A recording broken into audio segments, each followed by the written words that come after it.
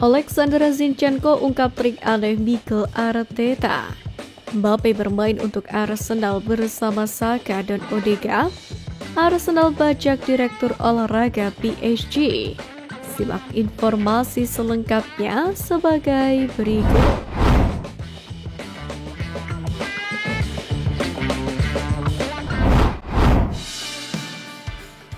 Alexander Zinchenko ungkap trik aneh Mikel Arteta. Bek Arsenal Alexander Zinchenko telah mengungkapkan lebih banyak taktik aneh Mikel Arteta yang digunakan untuk mempermainkan pikiran tim lawan. Pelatih asal Spanyol ini terkenal dengan metode uniknya yang bertujuan untuk menguji permainannya dan menantang pesaing.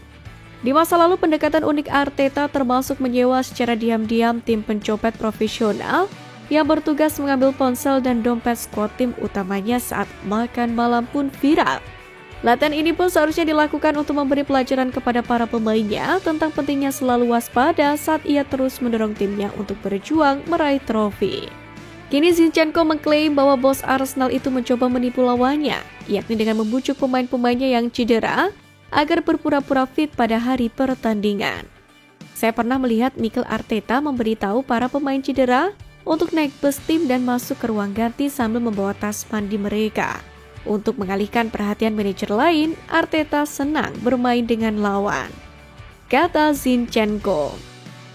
Seperti bulan lalu, Bukayo Saka nampaknya ditakdirkan untuk absen pada pertandingan penting The Gunners dengan penantang gelar Liverpool di Emirates. Karena Arteta mengklaim dia tidak yakin untuk bermain. Arteta pun akhirnya memilih Saka dalam susunan pemain inti melawan The Reds. Dengan pemain sayap itu membuka skor lewat usaha solonya yang luar biasa setelah hanya 9 menit. Setelah hasil imbang 2-2, Arteta pun mengakui bahwa ia suka membuat wartawan dan lawannya untuk menebak-nebak dalam persiapan pertandingan. Terakhir, seperti laporan dari The Athletic mengungkapkan bahwa Arsenal bahkan menempatkan bola di depan pergelangan kaki Odegaard yang bengkak saat sesi foto tim musim 2024-2025. Langkah ini dimaksudkan untuk menyembunyikan kondisi cederanya dari sorotan publik dan rival. Selain itu, Odegaard pun tetap terlihat bersama tim dan ikut bepergian ke pertandingan tandang. Meskipun biasanya hal ini hanya dilakukan oleh pemain yang hampir pulih. Strategi ini pun sukses membuat lawan percaya bahwa kembalinya sang kapten tinggal menunggu waktu, padahal proses pemulihannya berlangsung lebih lama dari yang diperkirakan. Solusi hemat biaya, deretan pemain gratis yang bisa digait Arsenal di Januari. Pertama, Leroy Sane. Leroy Sane kembali dikaitkan dengan kepindahan ke Premier League setelah 4 tahun bermain di Bayern Munich. Dengan Raheem Sterling hanya dipinjamkan 1 musim, Mikel Arteta mungkin akan mencari pemain sayap baru untuk memperkuat lini serang Arsenal. Sane menjadi salah satu pilihan menarik, mengingat pengalaman kerja sama mereka di City. Kemampuan sang pemain pun dalam mencetak gol dan memberikan assist membuatnya menjadi kandidat yang menjanjikan. Arteta tentu berharap untuk memanfaatkan pengalaman guna memperkuat skuad Arsenal musim depan.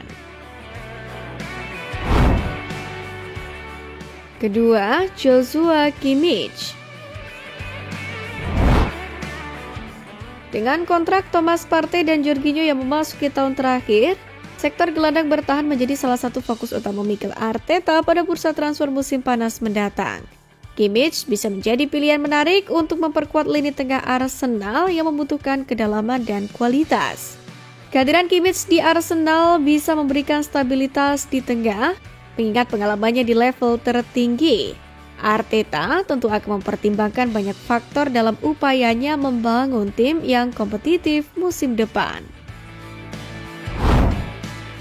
Ketiga, Jonathan David.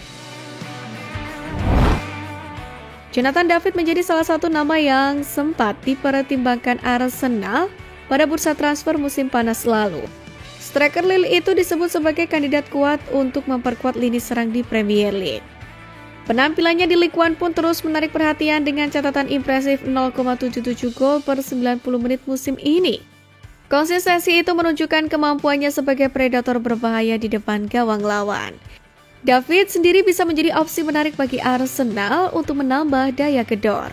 Dengan usia yang masih begitu muda, ia berpotensi memberikan kontribusi jangka panjang di kompetisi sepak bola Inggris.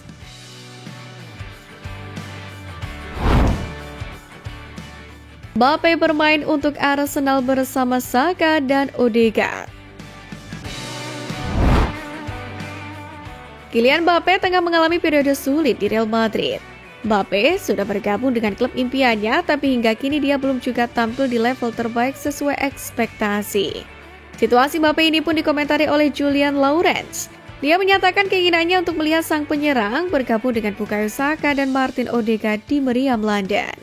Pernyataan ini mencuat setelah performa Mbappe belakangan ini menurun drastis sejak kepindahannya ke La Liga musim panas kemarin. Ketidakhadirannya dalam skuad Prancis untuk laga UEFA Nations League pun semakin memperkuat kekhawatiran atas kondisi fisik dan juga mentalnya. Pelatih Les Blues Didier Deschamps mengungkapkan bahwa Mbappe saat ini menghadapi masalah fisik dan psikologis. Salah satu sumber mengatakan frustasi Mbappe di Madrid adalah perannya sebagai striker tengah dalam taktik Carlo Ancelotti. Posisi yang tampaknya kurang sesuai dengan gaya bermain idealnya. Lawrence sendiri sebagai seorang jurnalis sepak bola ternama menyebut Arsenal sebagai salah satu tim yang akan cocok untuk Mbappe. Ia mengungkapkan kekagumannya terhadap kombinasi Mbappe dengan pemain seperti Bukayo Saka dan Martin Odegaard yang dianggapnya dapat menciptakan lini serang yang spektakuler di bawah asuhan Mikel Arteta. Melihat Mbappe bermain dengan Saka dan Odegaard akan menjadi sesuatu yang luar biasa, kata Lawrence. Arsenal saat ini terus menunjukkan perkembangan di bawah Arteta, dan kedatangan Mbappe tentu bisa menjadi langkah besar dalam ambisi mereka untuk meraih gelar besar.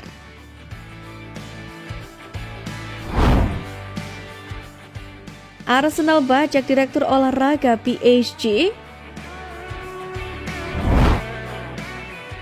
Pencarian Arsenal untuk direktur olahraga baru telah membuat mereka dilaporkan mempertimbangkan penasihat sepak bola kondang milik Paris Saint-Germain, yakni Louis Campos.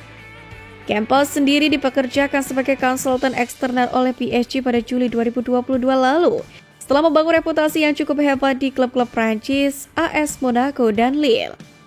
Kedua klub tersebut berhasil ia antarkan meraih gelar Ligue 1 dari genggaman tangan klub ibu kota dengan banyak pemain yang direkrut Campos.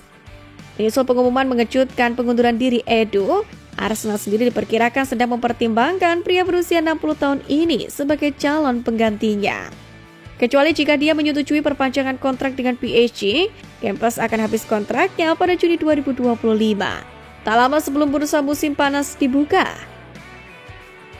Sementara itu, sebuah langkah potensial untuk setiap kandidat pun telah dibahas oleh manajer Arsenal Mikel Arteta, yakni dalam pertemuan di AS dengan pemilik klub, Stan dan Josh Kroenke selama jeda internasional pada bulan November.